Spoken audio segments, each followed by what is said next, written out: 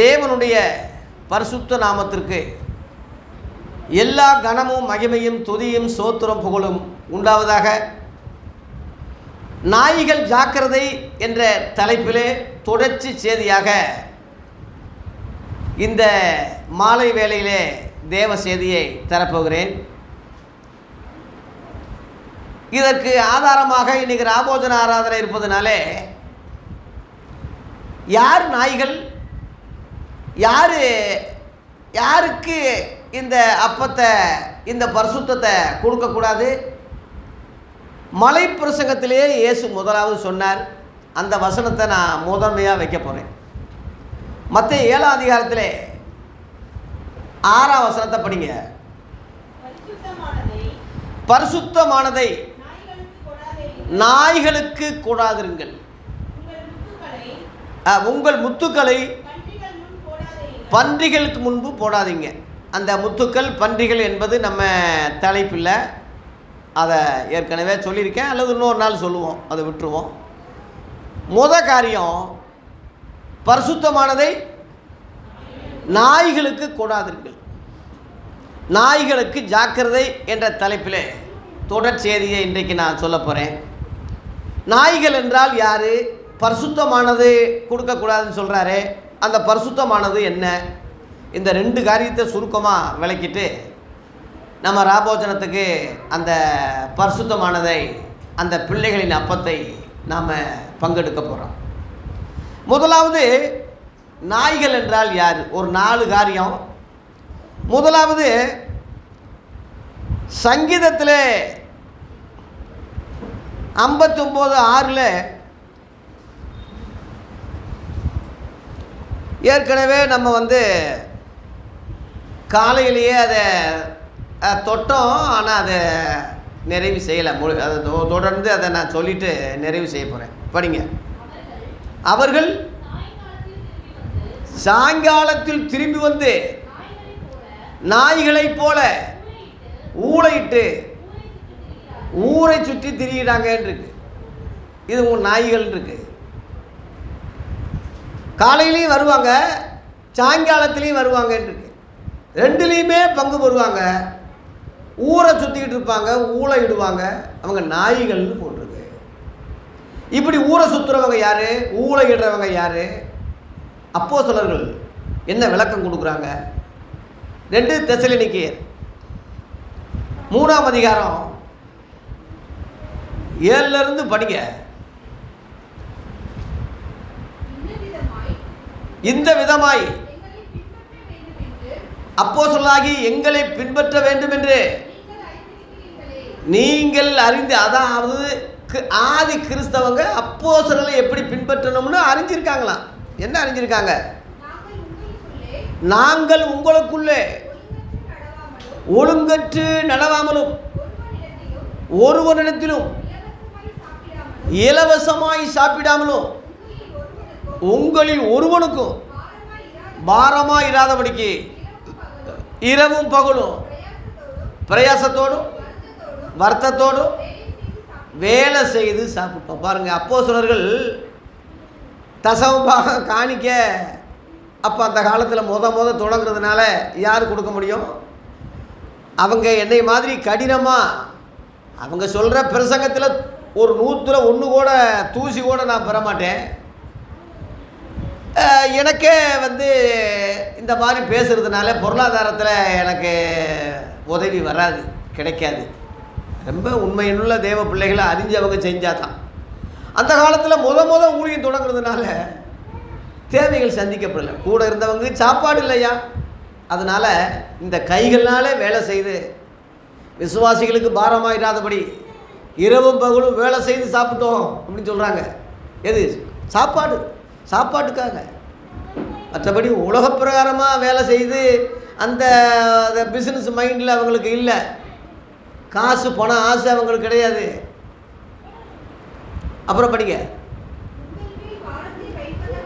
விசுவாசிகளுக்கு அந்த பொறுப்பு இல்லை என்பதற்காக, அந்த அதிகாரம் உங்களுக்கு இல்லை என்பதற்காக,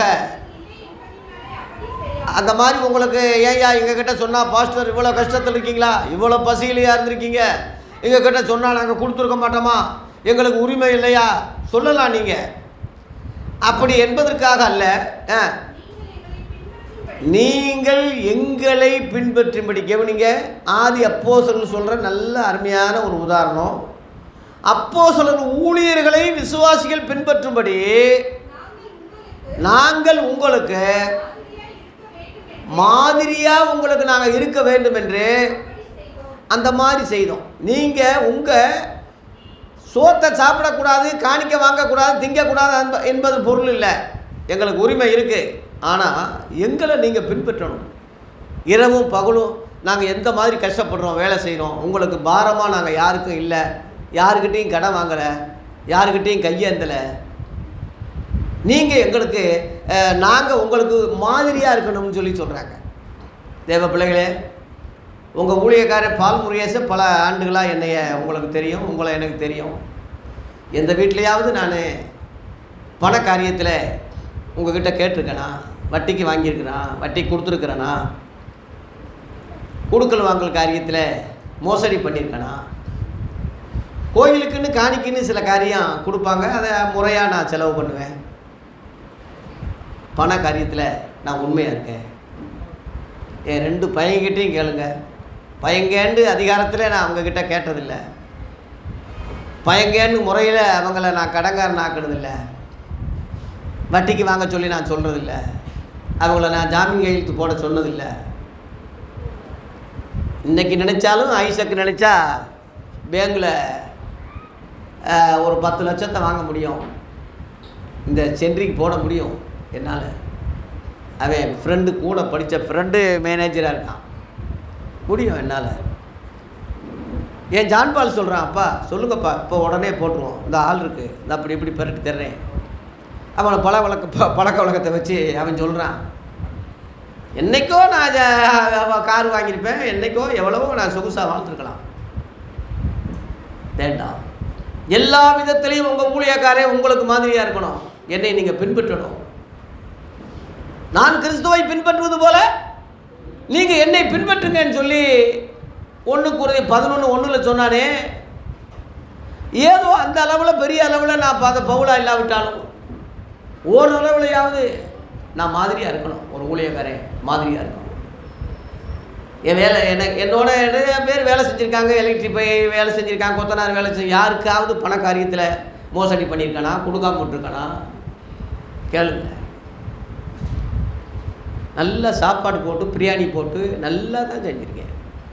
நேற்று ஒரு சகோதரர் வந்தார், வழக்கத்துக்கு மாறாதான் காணிக்க அவருக்கு கூலி கொடுத்தேன்.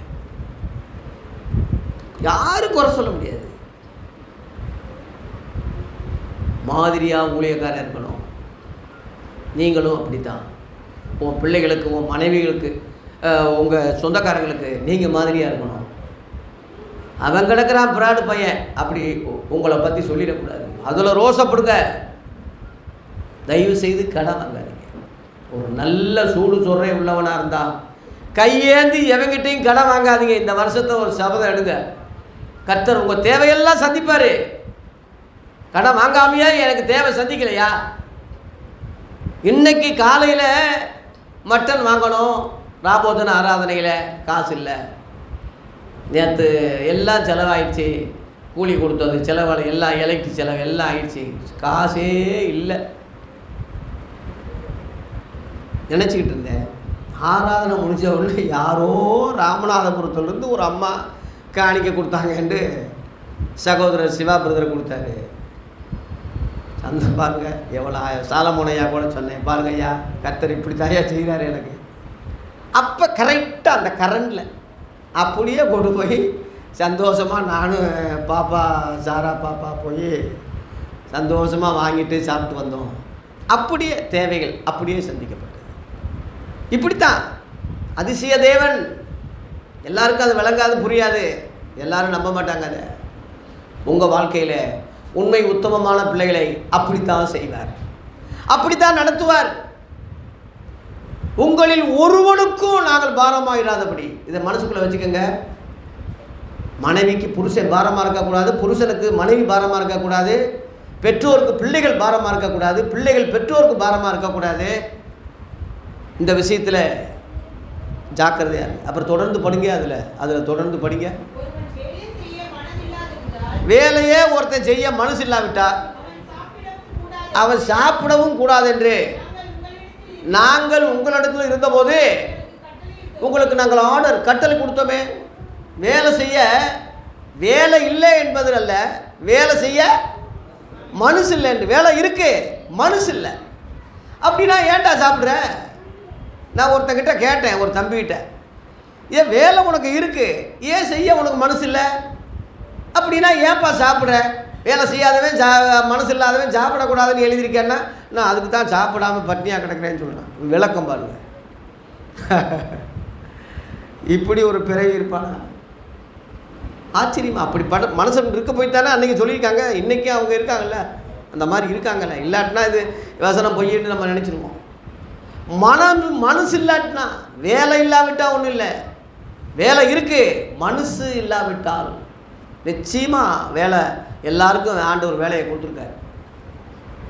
அதை சாப்பிடணும், இதை சாப்பிடணும், இதை சாப்பிடணும். உன் சொந்த பணத்தில் சாப்பிடு, உழைச்சி சாப்பிடு.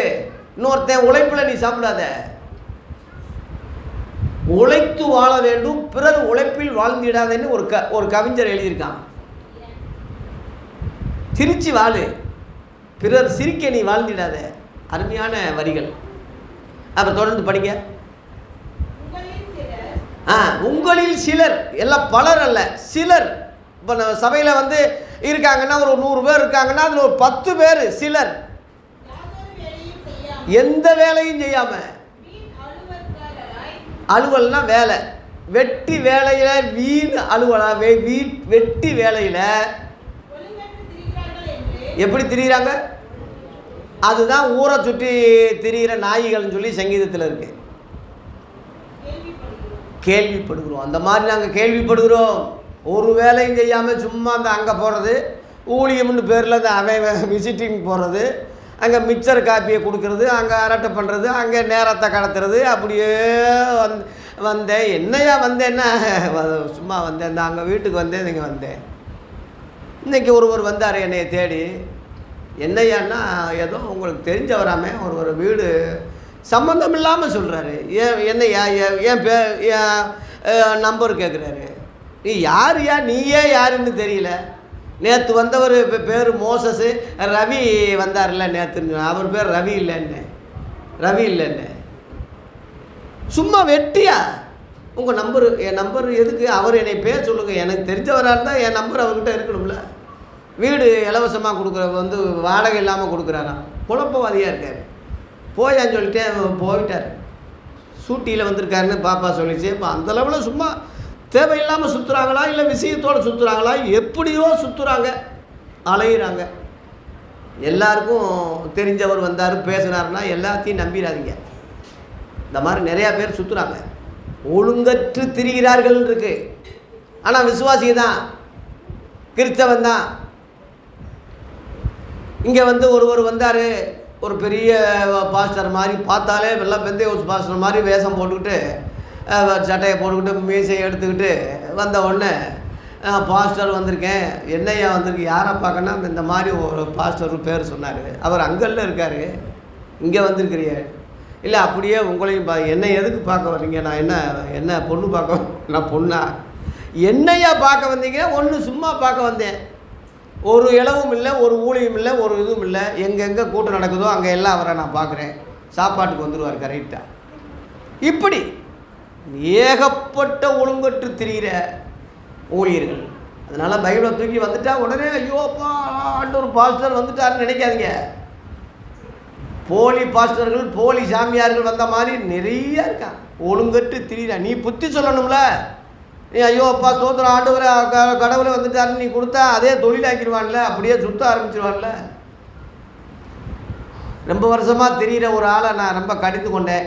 என் வீட்டுக்கு வந்து ரொம்ப கோவிச்சேன். இப்படி என்னையா ஊழியம் செய்கிற நீ? ஊழியம்னு சரி, ஊழியம் சரி, என்ன சும்மா அப்படியே சுற்றிக்கிட்டு கடைசியில் காணிக்க வாங்கிட்டு ஜெபம் பண்ணிட்டு போகிறதா ஊழியம்? எனக்கு தெரியாதது சொல்லு, எல்லாம் நான் சொல்கிறதாவது ஏற்றுக்க. சும்மா இப்படியே காசு வசூல் 20 ரூபா 10 ரூபா, ரொம்ப கேவலம். வெளியே சொல்லவே வேதனையாக இருக்குது. ஊழியக்காரே பைபிளை தூக்கிட்டு அந்த வேலை செய்யக்கூடாது. வீடு வீடாக திரிகிறது. டேவிட் எல்லாம் சில ஆளுகளை கோபமாகவே வந்திருக்காரு. போயா வராத, இனிமேல் இந்த வீட்டுக்கே வராதுன்னெலாம் சொன்னதாக அப்படி விவரமாக கொஞ்சம் நம்ம ஏமாறக்கூடாது. அந்த மாதிரி எத்தனையோ பேர் ஊழியம்னு பேரில் சுற்றுறாங்க. அப்புறம் படிங்க. இப்படிப்பட்ட இந்த மாதிரி திரியிறவங்க அமைதலோடு அவன் வேலை செய்து என்ன சாப்பாடு சாப்பிடணும்? சொந்த சாப்பாடு. வேலை செய்து அந்த வேலையில் வர்ற வருமானத்தில் சாப்பிடு. நம்முடைய கர்த்தராகிய இயேசு கிறிஸ்துவின் அவர்களுக்கு கட்டளையிடுகிறோம். ஆர்டர். ஆதி அப்போஸ்தலர்கள் அந்த அதிகாரத்தை பெற்றிருந்தாங்க, ஆர்டர் போடுற அளவில். அதனால ஒழுங்குற்று திரிகிற வீண் வேலையாக ஊரை சுற்றுகிற, வேலை செய்ய மனதில்லாமல் ஓசி சாப்பாடே சாப்பிட்டு திரிகிற இந்த நாய்களுக்கு நம்ம எப்படி இருக்கணும்? ஜாக்கிரதையாக இருக்கணும். ஒன்று. ரெண்டாவது பாயிண்ட், சீக்கிரம் முடிக்கிறேன். ரெண்டாவது, நீதிமொழிகள் 26:11.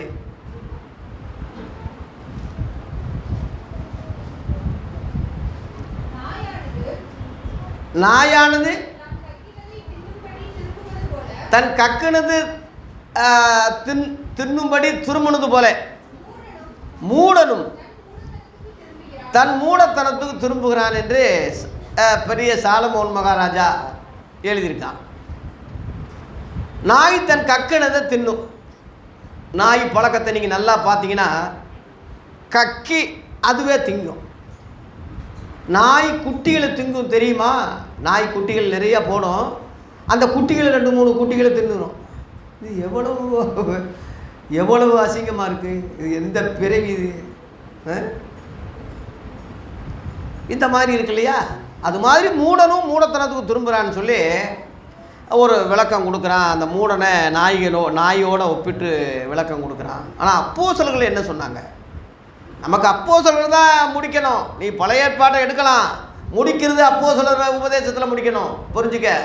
பழைய ஏற்பாடு பேசுறது எடுக்கிறது உதாரணமாக சொல்கிறது தீர்க்க தரிசனம் எழுதியிருக்குன்னு சொல்கிறதெல்லாம் தவறு, பாவம், தப்புன்னு நான் சொல்ல வரல.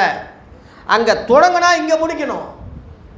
இங்கே தான் முடிவு, இங்கே தான் நிறைவு. அங்கேயே சொல்லி அங்கேயே முடிக்கிறதுனால தான் அவங்கள நான் கோபிக்கிறேன், திட்டுறேன், விமர்சிக்கிறேன்னு தவிர புதிய ஏற்பாடு சத்தியத்துக்கு அதுக்கு ரெண்டையும். இப்போ இந்த லைட்டு மெர்க்குரினா சூரியனோடு நான் ஒப்பிடணும். இதை விட சூரியன் அதிகம், அதில் நான் முடிக்கணும். இதையே சொல்லி முடிச்சுட்டா அந்த சூரியனை போய் யார் சொல்லுவாங்க? இதை விட பிரகாசமாக இருக்கேன், அதை எவன் சொல்லுவான்? அதான் ஒரு உதாரணம். அதுபோல் இந்த நாயை கக்கினது தின்ன இந்த நாயை பற்றி பேதுரு, நம்முடைய அப்போஸ்தலனாகிய பேதுரு என்ன சொல்லியிருக்கிறான்? படிங்க. 2 பேதுரு 2 அதிகாரத்தில் 20 படிங்க. அவங்கள யாரோட ஒப்பிடுறான்? படிங்க. கர்த்தரும் இரட்சகருமாய் இருக்கிற இயேசு கிறிஸ்துவை அறிகிற அறிவினாலே உலகத்தின் அசுத்தங்களுக்கு தப்பினவர்கள் மறுபடியும் மீண்டு பின்வாங்கி திரும்ப அந்த பழைய நிலைமையிலேயே அவன் போயிட்டான்னா, அதில் சிக்கி அந்த உலகம் அவனை ஜெயிச்சிருச்சுன்னா அவங்களுடைய பின்னிலைமை முன்னிலைமை முந்தி இருந்தாங்கல்ல அதை விட கேடு உள்ளதாக அவங்களுக்கு மாறிடும்னு பேதுரு விளக்கம் கொடுக்குறான். அப்புறம் அவர்கள் நீதியின் மார்க்கத்தை நல்லா அறிஞ்ச பிறகு தங்களுக்கு ஒப்புவிக்கப்பட்ட பரிசுத்த கற்பனை, அதை கவனிங்க, பரிசுத்த கற்பனையை விட்டு விலகுவதை விட அதை அறியாதிருந்தால் நலமாயிருக்கும். இப்போ இந்துக்கள்லாம் அறியாமல் இருக்காங்க, அவங்க தவறுகள் பண்ணுறாங்க. அதை நம்ம பெரிய தவறாக நம்ம சொல்ல முடியாது. ஏன்னா நீதியின் மார்க்கத்தை அறியல, தேவனை அறியல, சத்தியத்தை அறியல. அறியாதவன் ஒரு காரியம் செய்கிறான்னா தாங்கள் செய்கிறது என்னது அறியாதிருக்கிறார்களேன்னு இயேசுவை போல நம்ம ஜெபிக்கணுமே தவிர அதை நம்ம குற்றமோ குறையோ சொல்லக்கூடாது. ஆனால் அறிந்தவன் அதே தவறு செய்கிறான்னா இதை நம்ம கண்டனம் பண்ண வேண்டியது இருக்குது, இது கடிந்து கொள்ள வேண்டியது இருக்குது, இது வெளி உலகத்துக்கு சொல்லி மற்றவங்களை எச்சரிக்க வேண்டியதாக இருக்குது. அப்புறம் படிங்க. அந்த வந்துட்டான்ல, அந்த நாய் தன் கக்கினதை தின்னவும் கழுவப்பட்ட பன்றி சேற்றிலே புரளவும் திரும்பினது என்று சொல்லப்பட்ட பழமொழியே இருந்திருக்கு அந்த காலத்தில். 2000 வருஷத்துக்கு முன்னாடி இது பழமொழி. இப்போ நம்ம எத்தனையோ பழமொழி சொல்கிறோம் இல்லையா? பழைய பழமொழினா பழைய மொழின்னு அர்த்தம். அதான் நீதிமொழிகளாக சேர்த்துருப்பான் போட்டிருக்கு. அந்த பழைய மொழியெல்லாம் சேர்த்தா அது நீதிமொழின்னு சொல்லிட்டான். அதனால் நம்ம தமிழில் எத்தனையோ பழமொழி இருக்குது, அதெல்லாம் சேர்க்காதனால இது அந்நிய பழமொழின்னு நம்ம சொல்லக்கூடாது. எல்லாமே கடவுள் கொடுத்த ஞானத்தில் சொன்ன வழியில் சொன்னது, வேதனையில் சொன்னது, அனுபவத்தில் சொன்னது தான். பழமொழிகளை அற்பமாக நினைக்காதீங்க. இங்கே போட்டிருக்கு பழமொழியின்படியே அவங்களுக்கு சம்பவிச்சது. என்னது? கக்குனது நாய் திங்கிறது. அதனால் திரும்ப பின்வாங்காதீங்க தயவு செய்து. தேவ ஊழியர்களே, பிள்ளைகளே, ஒரு சைக்கிளில் மேலே ஏறி அப்படியே மேட்டில் போய் மேலே ஏற போகிறீங்க. அப்படியே போனால் தான் உங்களுக்கு நல்லது. நல்ல முக்கால்வாசி ஏறிட்டு கொஞ்சம் சோர்ந்து போய் என்னத்த நம்ம என்ன போகணும்னு விட்டாச்சுன்னா நீ எங்கே போய் விழுவேன்னு உனக்கே தெரியும். ரொம்ப டேஞ்சராக இருக்கும். அதுக்காக ஓட்டாமையே பேசாமல் நீ சும்மா தரையில் நின்றுக்கலாம். அந்த மாதிரி தான் கலப்பை மேலே கையை வச்சு பின்னிட்டு பார்க்கிற எவனும் தேவனுடைய ராஜ்யத்துக்கு தகுதி உள்ளவன் அல்ல. நீ ஞானசாரம் பெறாவிட்டா பரவாயில்ல, நீ கிறிஸ்தவனா இல்லாவிட்டா பரவாயில்ல, சபைக்கே நீ வராவிட்டா பரவாயில்ல, இத்தனையும் செஞ்சுக்கிட்டு திரும்ப நீ நான் கக்குன்னு தின்னுக்கிட்டு இருந்தீங்கன்னா ஜாக்கிரதை. தயவு செய்து நம்மில எவனும் அதை போகக்கூடாது. பழைய காரியத்தை கக்குனினா விட்டு, நான் இனிமேல் குடிக்க மாட்டேன் கக்கிட்டேன், நான் இனிமேல் சீரட்டை குடிக்க மாட்டேன் கக்கிட்டேன், நான் கஞ்சாவை குடிக்க மாட்டேன் கக்கிட்டேன், புகையிலையை விட்டுறேன் கக்கிட்டேன். திரும்ப அதை நக்கி பார்த்தா நீ உன்னை நாயை விட கேவலம் தான். கக்கிட்டையில் விட்டுரு, அது விட்டுரு. அதே மாதிரி தான் வேசித்தனம், விபச்சாரம், விக்கிரக ஆராதனை, பாரம்பரியம், கக்கிட்டியில் விட்டு, கக்கினதை விட்டு திரும்ப மோந்து பார்க்குறது, அதை திங்கிறது விட ஒரு அசிங்கம் கேவலம் ஒன்றுமே இல்லை. இப்போ வாந்தி எடுக்கிறதெல்லாம் சாப்பிட்றானா? எத்தனையோ பேர் ஆஸ்பத்திரியில் வாந்தி எடுக்கிறாங்க, பஸ்ஸில் வாந்தி எடுக்கிறாங்க. வாந்தி எடுத்து தான் நக்கி சாப்பிட்டுக்கிட்டு இருப்பான் மனுஷனாவே. அந்த மாதிரியில் இருக்குது. கக்கினது தான். நாய் ஒன்று தான் திங்கவும், வேறு எதுவும் திங்காது. அதை விட கேவலமானது பின்வாங்கி போனவன். பின்வாங்கி போவானால் அவன் மேலே என் ஆத்துமா பிரியமாக இராது. முன்னேறி தான் போகணும், பின்னிட்டு பார்க்கக்கூடாது. முன்னேறிக்கிட்டே போ. அப்படின்னா உனக்கு நாய் என்ற வயதிலிருந்து நீ விலகி நீ ஆசீர்வதிக்கப்படுவாய். கக்குனது தின்னா நாயோடு ஒப்பிடப்பட்டு பழைய ஏற்பாடும் சரி புதிய ஏற்பாடும் சரி ரெண்டும் சேர்ந்து உன்னை குற்றப்படுத்துகிற காரியத்திலிருந்து நீ விலகணும். 2 மூணாவது பாயிண்ட்டு ஏசாயா 56:10.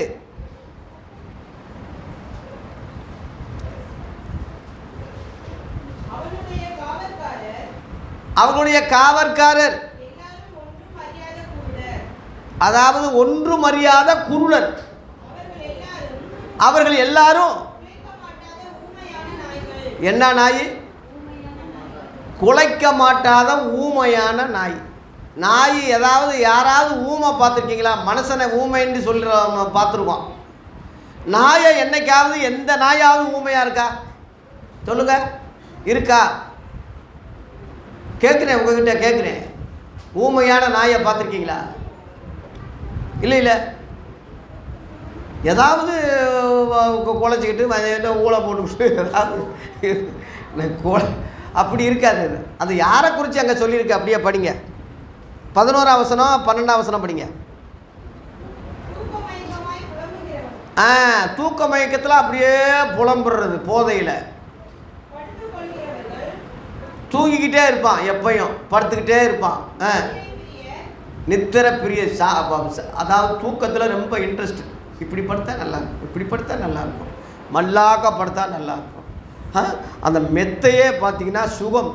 சில ஆள் அதுக்குன்னு விளம்பரம் பண்ணுறான், இந்த மெத்தையில் படுத்தா சுகம் உண்டாகும். அதான் நித்திர பிரியர் இருக்குது. அந்த அதுலேயே ஒரு பிரியம், போஜன பிரியர் மாதிரி நித்திர பிரியர்.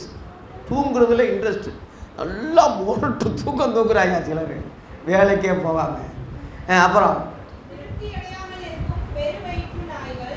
எவ்வளவு தின்னாலும் நல்லா நல்லா இருந்துச்சு, பரவாயில்ல, மனைவியை பாராட்டுறதில்லை. திருப்தி என்னத்த குழம்பு வச்சா நீ எல்லாம்? அந்த அம்மா விழுந்து விழுந்து குழம்பு வச்சு ரொம்ப யூடியூப்பை பார்த்து ரொம்ப கஷ்டப்பட்டு குழம்பு வைக்கும். ஒரே வார்த்தையை சொல்லுவான், எல்லாம் குழம்பு வைக்கிறியாக்கும், இதெல்லாம் எங்கள் அம்மா வச்சா எப்படி இருக்குமா? அம்மாவை அந்த நேரத்தில் ஏன்டா இழுக்கிற? ஒரு வார்த்தையில் அந்த அம்மா பல மணி நேரம் செஞ்சது புஷ்ஷுன்னு போய். நல்லா இல்லாவிட்டாலும் பாராட்டுங்க, விவேகமாக நடங்க, அதுக்கு பேர் தான் விவேகம். ஒருவேளை நல்லாவே இல்லை, நல்லா இருக்கு, பரவாயில்ல சொல்லுங்க. அந்த அம்மா சாப்பிட்டு ஐயோ இதை போய் நல்லா இருக்குன்னு சொல்கிறாரு, நம்ம தான் அந்த அம்மா தவறு உணர்ற மாதிரி நீ விவேகமாக நட. ஒரே வார்த்தையில் அந்த அம்மாவை அடிச்சிடாதீங்க. அப்புறம் படிங்க. அது யாரை சொல்லி? பகுத்தறிவில்லாத மேய்ப்பர். மேய்ப்பர்னா ஊழியக்காரன், சபையை மேய்க்கிறவன். பகுத்தறிவில்லாத மேய்ப்பராக இருக்கான். அப்புறம் ஒவ்வொருவரும் தன் தன் வழியையும் அவன் தன்னுடைய மூளையிலிருந்து அவனுக்குன்னு கொள்கை இருக்குது, அவனுக்கு ஒரு திட்டம் இருக்குது, அவனுக்கு இருக்குது.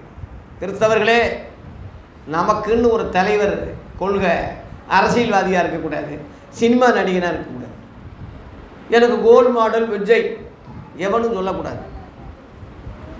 எம்ஜிஆர் எனக்கு ரசிகர். இன்றைக்கி கிழவங்கள்லாம் ஆடிக்கிட்டு இருக்காங்க மதுரையில். என்னடா அப்படின்னா, வசந்த மாளிகை திரும்ப ரீபேர்னு வந்துருச்சான்.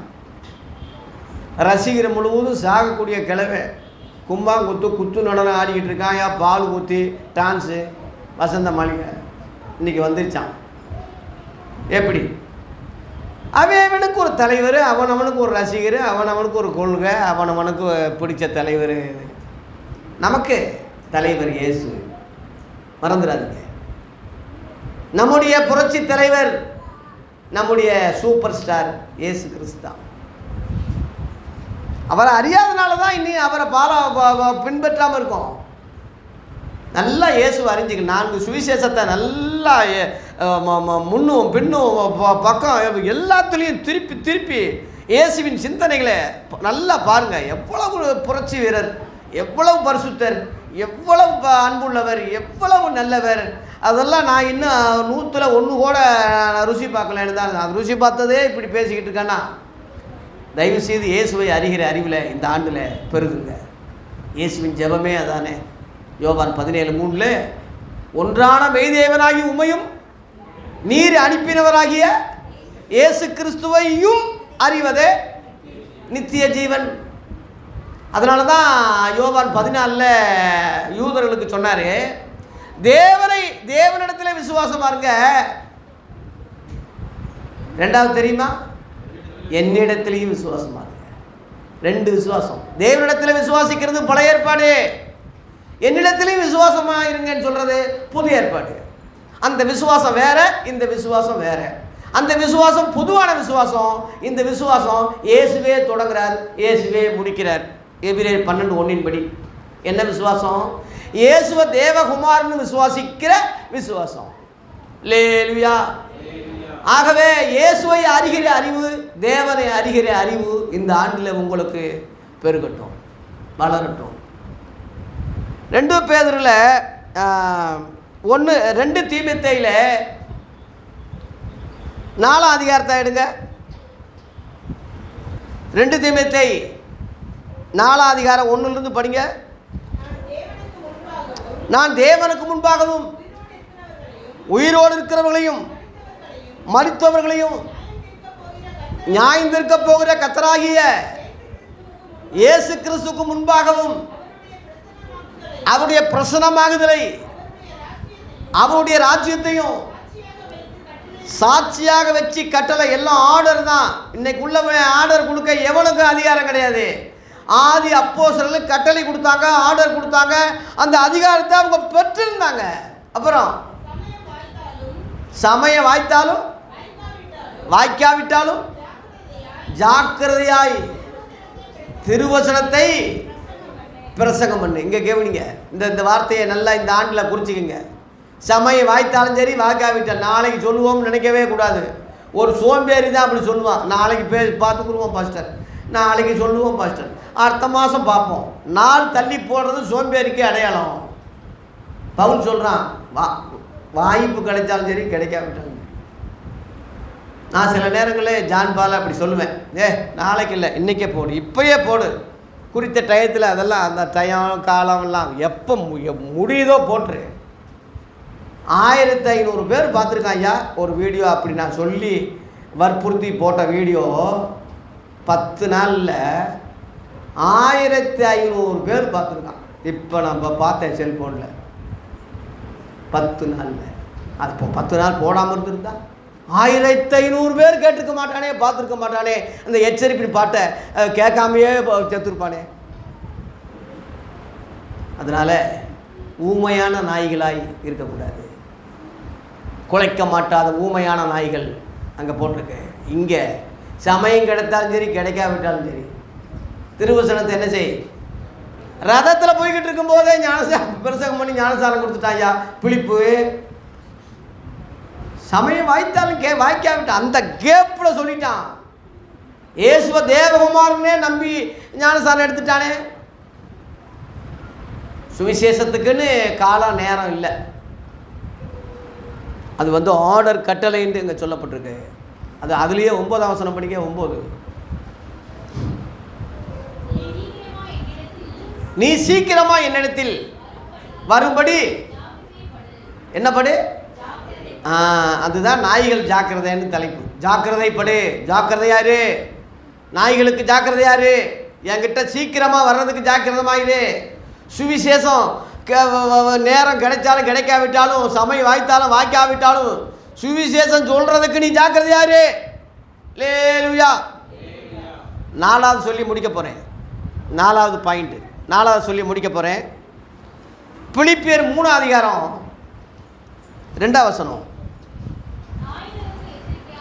யாருக்கு? நாய்களுக்கு எச்சரிக்கையா இருங்க. இங்கே நீங்கள் நாயின்னு சொன்னது தெருவில் போடுற நாயை பற்றி பவுல் சொல்லலை.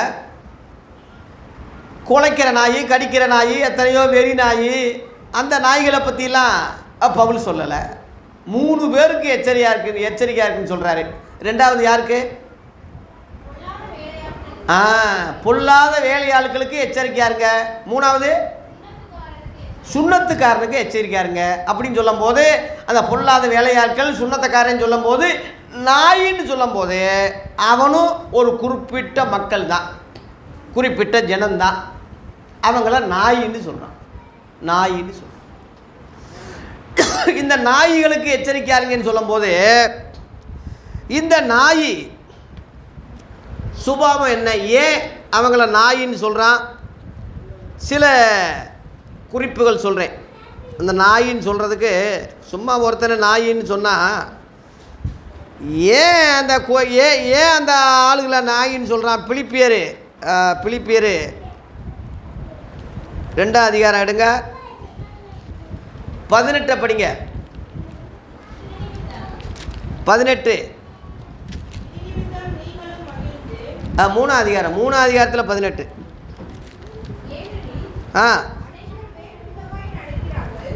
அநேகர் வேறு விதமாய் நடக்கிறார்கள், அவர்கள் கிறிஸ்துவின் சிலுவைக்கு பகஞ்சர் என்று உங்களுக்கு அநேக முறை சொல்லியிருக்கேன். இப்போ கண்ணீரோடு சொல்கிறேன். அநேகர்னா கிறிஸ்தவங்க தான், விசுவாசிக தான், கோயிலுக்கு வர்றவன் தான், வேறு விதமாக நடக்கிறாங்க. ஆரம்பத்தில் நல்லா வந்தவங்க கடைசியில் வேறு ரூட்டில் போகிறான். அவங்க சிலுவைக்கு பகஞ்சருன்னு இருக்கு. ஆதி அப்போஸ்தலர்கள் சிலுவையை மேன்மைப்படுத்தினாங்க, அதாவது அடையாளத்தை அதனால தான் நம்ம சபையில் சிலுவை வச்சுருக்கேன். எல்லா வீடியோவும் சிலுவை தெரிகிற மாதிரியே நான் பிரசங்கம் பண்ணிக்கிட்டு இருக்கேன். ஏன்னா சிலுவையின் உபதேசம் கெட்டு போகிறவங்களுக்கு பைத்தியமாக இருக்கிறது, ரட்சிக்கப்படுகிற நமக்கோ தேவபலனாக இருக்குதுன்னு சொல்லி 1 கொரிந்தியர் 1:18 இருக்கு. அதுலேயே 23 சிலர் ஞானத்தை விரும்புகிறாங்க, சிலர் யூதர்கள் அடையாளத்தை தேடுறாங்க. நாங்களும் சிலுவையில் அறையப்பட்ட கிறிஸ்துவை பிரசங்கிக்கிறோம். நாங்களும் அதை அப்புறம் 1 கொரிந்தியர் 2ஆம் அதிகாரத்தில் பார்த்தீங்கன்னா, சிலுவையில் அறையப்பட்ட அவரை தவிர வேற எதையும் உங்களுக்குள்ள அறியாதிருக்க தீர்மானித்தேன்னு சொல்கிறான். கலாத்தியர் 4:14 சிலுவை குறித்து அல்லாமல் வேற எதை குறித்து மேன்மை பாராட்டாது இருப்பேனாக அப்படின்னு சொல்கிறான்.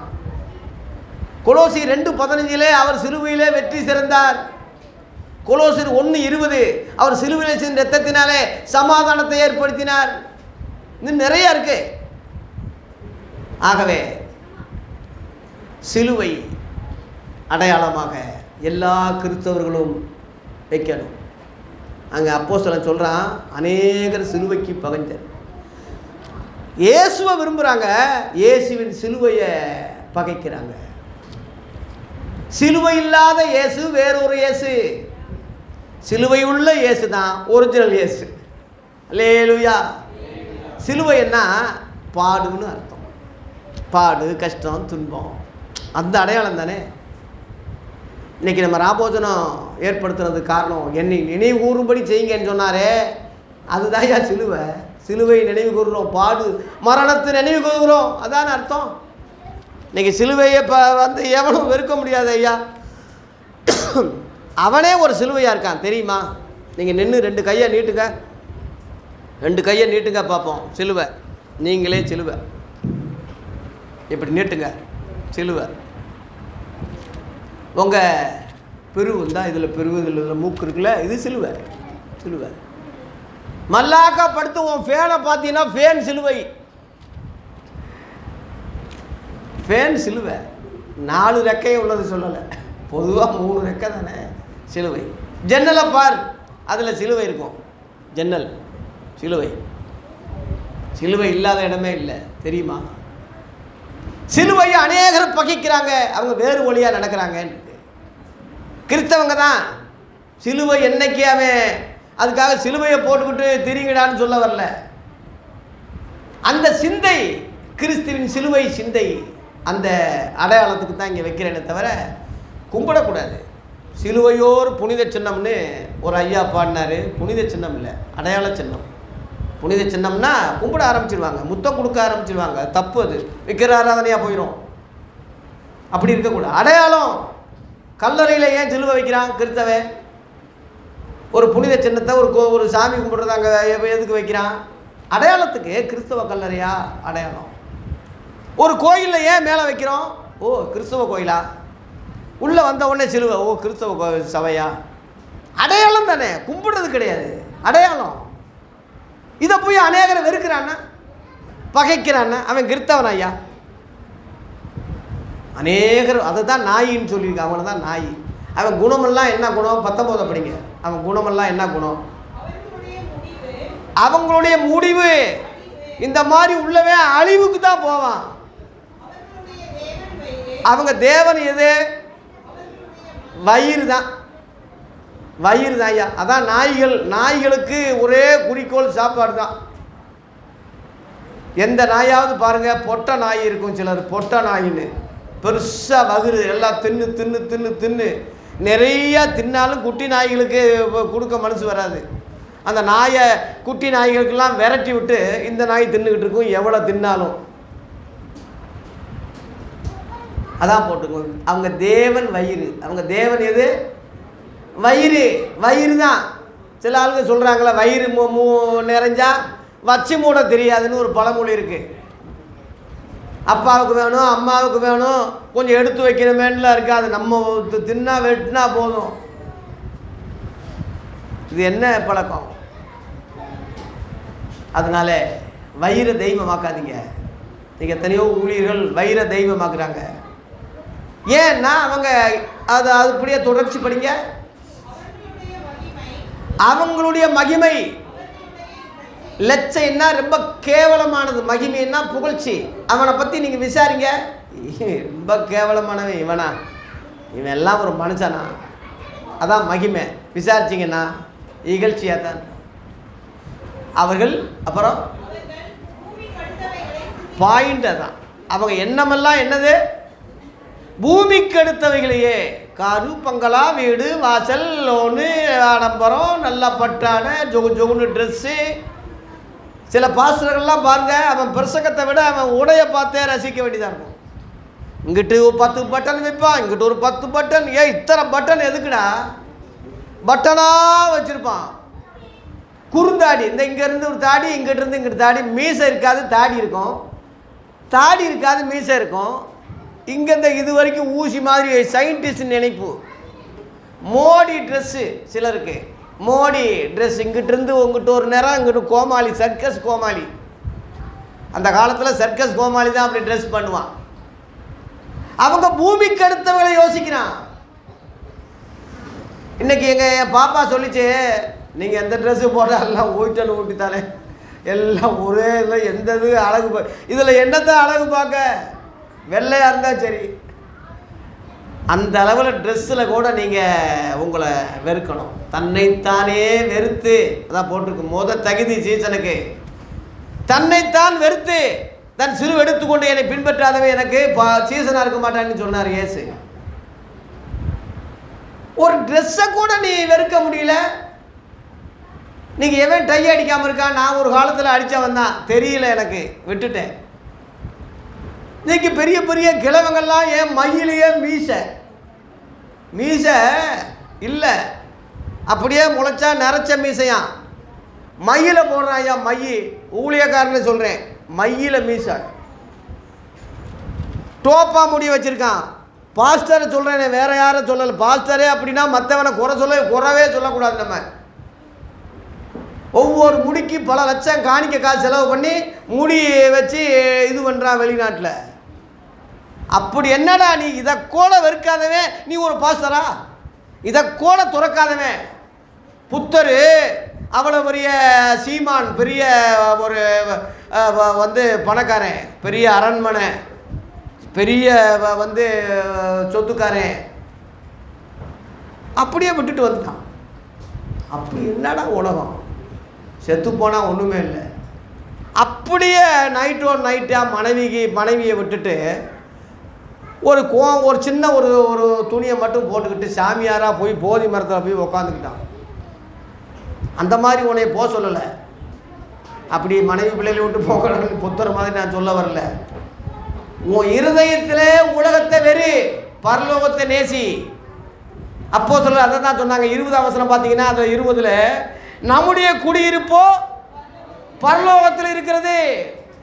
அங்கே இருந்து கர்த்தராக இருக்கிற இயேசு கிறிஸ்துவின் இரட்சகர் வர வெயிட்டிங் லிஸ்ட்டில் இருக்கும். இந்த இடத்துக்கு அப்போஸ்தலர் கொண்டு போயிட்டாங்க. நம்முடைய குடியிருப்பு அங்கே இருக்குயா. அங்கே இருந்து இயேசு வர்ற வரைக்கும் நம்ம முந்தக்கூடாது. இயேசுவே நீ வரலையா, நான் வர்றேன்னு ஒருத்தன் தற்கொலை பண்ணிக்கிட்டானா. இப்படி ஒரு முட்டாள்தனமாக போகக்கூடாது. நம்ம அவர் வர்ற வரைக்கும் நம்ம வெயிட் பண்ணணும். இப்போ ட்ரெயின் வர்ற வரைக்கும் நம்ம வெயிட் பண்ணுறோம்ல, அந்த மாதிரி வெயிட் பண்ணோம். ட்ரெயின் வர்றது இவ்வளோ லேட்டாக இருக்குது, நான் ட்ரெயினில் விழுந்துறேன்னு இன்னொரு ட்ரெயினில் போய் விழுந்தா லேட்டாகத்தான் செய்யும்.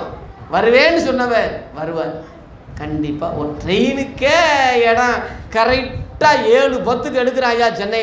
சென்னை வைகை எக்ஸ்பிரஸ்ஸு மதுரையிலேருந்து கரெக்டாக இப்போ டயத்தை மாற்றிட்டாங்க. 6:40 கரெக்டாக அப்படியே ஒரு நொடி கூட நானும் பார்த்துக்கிட்டு இருக்கேன். அப்படி ஒரு ரயில்வே டிபார்ட்மெண்ட்டு வெள்ளைக்காரன், அதான் வெள்ளைக்காரன் டைம் சொல்கிறது. அதுக்கு தான் அந்த டைமே இப்போ நம்ம டைம் கிடையாது. அந்த ரயில்வே டைமே வேறு. இவங்க கண்டுபிடிச்சது என்ன? Indian railways. அவன் விட்டுட்டு போயிட்டான் கண்டுபிடிச்சி போங்கடான்னு. இவன் கண்டுபிடிச்சது என்ன?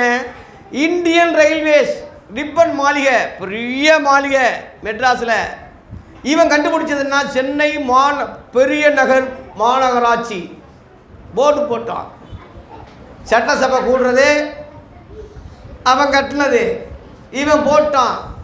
வாழ்க தமிழ்நாடு. போர்டு போடுறதுல விளம்பரம் பண்ணுறதுல நம்ம ஆளுக்கு தாயா கட்டிக்காரன். அவன் செஞ்சதெல்லாம் அவன்.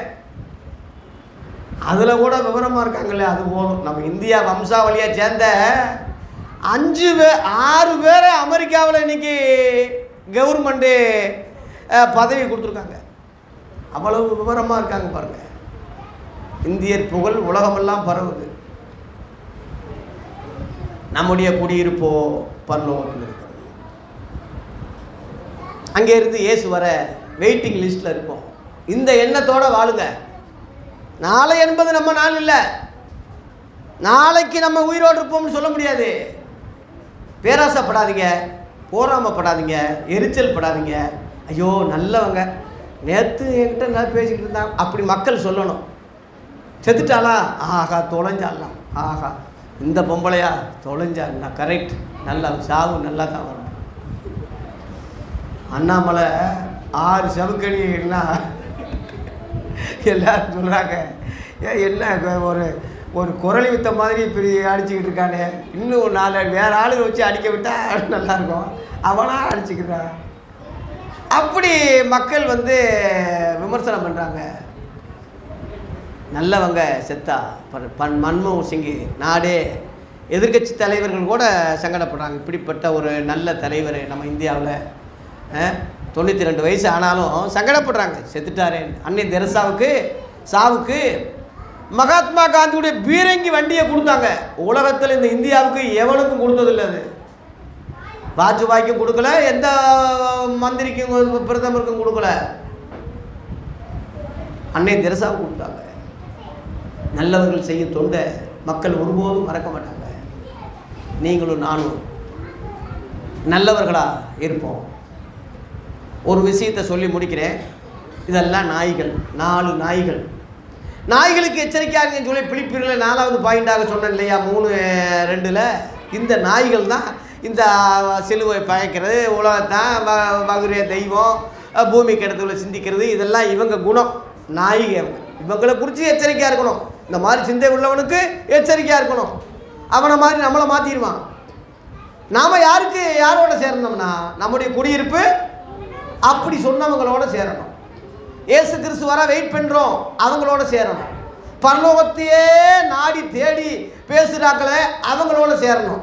பூவோட நாறு சேர்ந்தா நாறு மனம் பெறும்.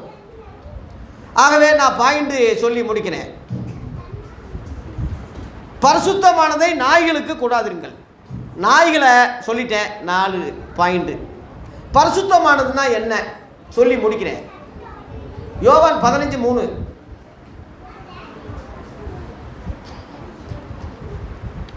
யோவான் 15:3 படிங்க. நான் உங்களுக்கு சொன்ன உபதேசத்தினாலே இப்பொழுதே நீங்க சுத்தமா இருக்கீங்க. அந்த சுத்தம் தான் பரிசுத்தம்னு சொல்றாரு. சுத்தம் சொல்றது வேற, பரிசுத்தம் சொல்றது வேற. பரிசுத்தம் உள்ளவே இன்னும் பரிசுத்தமாகட்டும், அது பரிபூர்ண சுத்தம்னு அர்த்தம். நான் சொன்ன உபதேசத்தினாலே, அந்த உபதேசம் சொல்றது இயேசுவின் வார்த்தை தானே. சொல்லுங்க, உபதேசம் சொல்றது என்னது? இயேசுவின் வார்த்தை தானே. அந்த வார்த்தை என்னானது சொல்லுங்க? மாம்சமானது. யோவான் 1:14. ஆதியிலே வார்த்தை இருந்தது, அந்த வார்த்தை தேவனிடத்தில் இருந்ததுனாலே அந்த வார்த்தை தேவனாய் இருந்தது. அவர் ஆதியிலே தேவனோடு இருந்தார். அந்த வார்த்தை மாம்சமாகி யோவான் 1:14 இயேசு என்ற அவதாரத்தில் வந்தார். அந்த வார்த்தை மாம்சமானார் இல்லையா? அந்த மாம்சத்தை தான் நான் பூசிக்க கொடுக்குறேன்னு சொல்றேன். அல்லேலூயா. உலகத்திலேயே பரிசுத்தமானது இயேசுவின் மாம்சம் தான். புரிஞ்சுக்க, மனித பிறவியில இயேசுவை போல ஒரு பரிசுத்த ஆவியினாலே கர்ப்பம் தரிச்சு பிறந்து 33 வருஷம் வரைக்கும் சரீரத்தில் எந்த தீட்டும் இல்லாம அவர் காலெலும்புகள் ஒன்றி முறிக்கப்படுவதில்லை என்று அந்த தீர்க்கதரிசனப்படி எந்த சேதம் இல்லாம இந்த சரீரத்தை விபச்சாரத்திலே, வேசித்தனத்திலே, மதுபானத்திலே மயங்காம தவறானதுல இந்த சரீரத்தை பயன்படுத்தாம பரிசுத்தமாகவே இருந்து பரிசுத்தமாகவே சிலுவையில் இயேசு பிதாவுக்கு ஒப்பு கொடுத்தார். அல்லேலூயா. அந்த சரீரம் உயிர் தெழுந்ததுனாலே பரிசுத்தமானது. அல்லேலூயா. சுத்தமான சரீரம் உயிர்த்தெழுந்ததுனாலே பரிசுத்தமானது. அந்த உயிர்த்தெழுதலுக்கும் பாடு மரணத்துக்கும் அடையாளமாக தான் என்னுடைய மாம்சமாக சாப்பிடுங்கன்னு சொல்லி அப்பத்தை கொடுத்தார். அதான் பிள்ளைகளின் அப்பம். நாய்க்குட்டிகளுக்கு போடக்கூடாதுன்னா அந்த ரகசியம் தான்.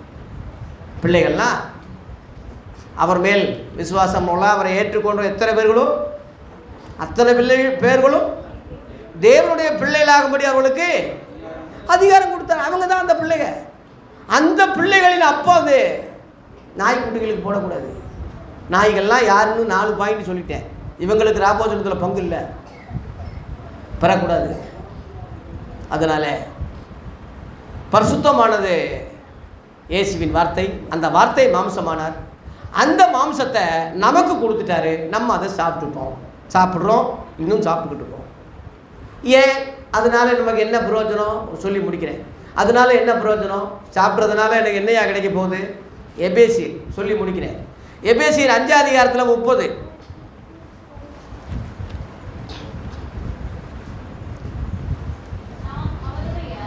நாம் அவருடைய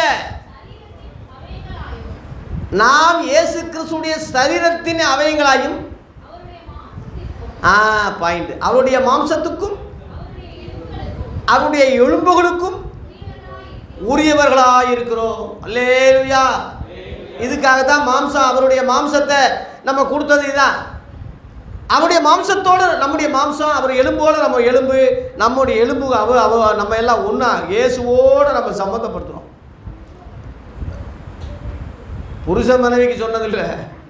32 படிங்க. அதிலே 32. இந்த ரகசியம் பெரியது. நான் கிறிஸ்துவை பற்றியும் சபையை பற்றியும் சொல்லுகிறேன். அல்லேலூயா. மனைவி புருஷனை உதாரணமாக பவுல் சொன்னானே தவிர மனைவிக்கு புருஷனுக்கு சொன்னதில்லை. நான் கிறிஸ்துவை பற்றியும் சபையை பற்றியும் சொல்கிறேன்னு சொல்கிறது அதுதான். நாம் எல்லாரும் சபையோ, அவர் கிறிஸ்து. கிறிஸ்து நமக்கு தலையாக இருக்கிறார், நாம் சரீரமாக இருக்கிறோம். அதனால தான் சரீரமாகிய சபைக்கு அவர் தலையாக வைத்தார். சரீரமானது சபையானதுன்னு இருக்க. எபேசியர் 4:12 கிறிஸ்துவின் சரீரமான சபைன்னே போட்டிருக்க. படிங்க. பரிசுத்தவான்கள் சீர்பொருந்தும் பொருட்டு சுவிசேஷ ஊழியத்தின் வேலைக்காக பாயிண்ட் என்ன சபை? கிறிஸ்துவின் சரீரமாகிய சபையானது பக்தி விருத்தி அடைவதற்கு தான் அப்போஸ்தல ஊழியத்தையும் தீர்க்கதரிசன ஊழியங்களையும் மேய்ப்பர் ஊழியத்தையும் சுவிசேஷ ஊழியங்களையும் தேவனே நியமித்தார். அல்லேலூயா. புரிஞ்சுக்குங்க, இந்த ரகசியம் பெரிது. நான் கிறிஸ்துவை பற்றியும் சபையை பற்றியும் சொல்கிறேன். அந்த சபையை தான் மணவாட்டின்னு சொல்கிறாரு. நம்ம பாஷையில் சொல்ல போனால் மனைவி. மனை என்ன வீடு, வி என்ன விஐபி. ஒரு வீட்டுக்கு தலைவி மனைவி தான். தலைவி புருஷன், தலைவி மனைவி தான், விஐபி. அதனால் தேவனுடைய வீட்டுக்கு திருச்சபை இயேசுவின் மனைவியாகிய ஆவிக்குரிய திருச்சபை மனைவியாக இருக்கிறார். வெளிப்படுத்தல் 19:7 அவருடைய மனைவி தன்னை ஆயத்தம் பண்ணினாள். மணவாளனாய் இயேசு வரப்போகிறார். அல்லேலூயா. அவருடைய மாம்சத்துக்கு எலும்புகளுக்கு உரியவர்களாக நீங்களும் நானும் மாறணும்னா இந்த ராபோத்தனத்தை நினைவு கூறுவது மிக அவசியம். இதுதான் பரிசுத்தமானது. இதை நாய்களுக்கு கொடுக்கக்கூடாது. இந்த நாய்கள் யாருன்னு 4 பாயிண்ட் சொல்லிட்டேன். ஆகவே நாய்களுக்கு எச்சரிக்கை என்ற தலைப்பில் நான் நிறைவு செய்கிறேன் இந்த செய்தியை. இந்த பிள்ளைகளின் அப்பத்தை நீங்களும் நானும் சாப்பிட்டு அவருடைய மாம்சத்தோடும் இரத்தத்தோடும் ஐக்கியமாகி மத்திய வானத்திலே மணவாளனை இயேசுவை சந்திக்க ஆயத்தப்படுவோம். சபையாக கூடி கிறிஸ்துவின் சரீரமாகி சபையாக கரை தெரி இல்லாமல் இயேசு அதுக்கு தான் ஒப்பு கொடுத்தார். அந்த பாருங்கள், இந்த ஒரே வசனம் சொல்லி முடிக்கிறேன். 26 எபேசியர் 5:26 இதுக்காக தான் இவ்வளோ பாடுபட்டிருக்காரு. இந்த சபை கரை தெரியலாத பரிசுத்த சபையாக நிறுத்துறதுக்கு தான் இவ்வளவு பாடுபட்டேன்னு அங்கே பவுல் சொல்கிறான். 26 படிங்க. எபேசியர் 5:26 படிங்க. அதான் ஆ ஆ ஆ ஆ ஆ ஆ ஆ ஆமீன். ஆ ஆ இத்தனையும் இதுக்காக தான் செஞ்சுருக்காரு. 26 27 மறந்துடாதீங்க. இத்தனை பாடுகளும் இத்தனை இதையும் இதுக்காக தான் செஞ்சுருக்காரு. இதை மனசில் வச்சு செயல்படுங்க. மெய்யான ஒளி தேவ சபையோரே, இந்த செய்தி தொடர்ந்து அநேக இடங்களில் நீங்கள் சொல்லணும். இதை உள்வாங்கி அநேக கிறிஸ்தவங்களுக்கு சொல்லணும், அநேக ஊழியர்களுக்கு நீங்கள் சொல்லணும், அநேக திருச்சபைகளுக்கு இந்த செய்தி செல்லணும். இந்த யூடியூப் மூலமாக அநேருக்கு போகிறது ரொம்ப ஆறுதலாக இருக்குது எனக்கு. கர்த்தர் நம்மை ஆசீர்வதிப்பாராக. அப்படி இரத்தத்தோடும் மாம்சத்தோடும் ஐக்கியப்பட ஆண்டவர் நமக்கு கிருபை கொடுத்து இந்த ராபோஜனத்தை ஏற்படுத்துறதுக்காக முறையாக கால்களை கழுவி போதகரும் ஆண்டவருமாகிய நானே உங்கள் கால்களை கழுவி உண்டானால் நீங்களும் ஒருவர் கால்களை ஒருவர் கழுவ கழுவீர்கள் என்ற யோவான் 13 அதிகாரத்தில் யோவானில் 14-15 உள்ள அந்த வசன அடிப்படையில் இயேசுவின் வார்த்தையை அப்படியே கீழ்ப்படிவோம். ஒருவருக்கு ஒருவர் கால்களை கழுவி தாழ்மையை ஏற்படுத்துவோம். இயேசு கட்டளையிட்டதை நிறைவேற்றுவோம். அவரை நினைவு கூறுவோம். பிள்ளைகளின் அப்பத்தை பிள்ளைகளே சாப்பிட்டு நாய்க்குட்டிகளுக்கு போடாதபடி நாய்களை குறித்து எச்சரிக்கையாக இருந்து பரிசுத்தமானதை இன்னும் பரிசுத்தப்படுத்தி நீதி உள்ளவை இன்னும் நீதியை செய்து கிறிஸ்துவின் சரீரமாகிய மாசற்ற திருச்சபையாக மத்திய வானத்தில் எடுத்துக்கொள்ளப்பட கர்த்தர் கிருபை செய்வாராக. நன்றி, வணக்கம்.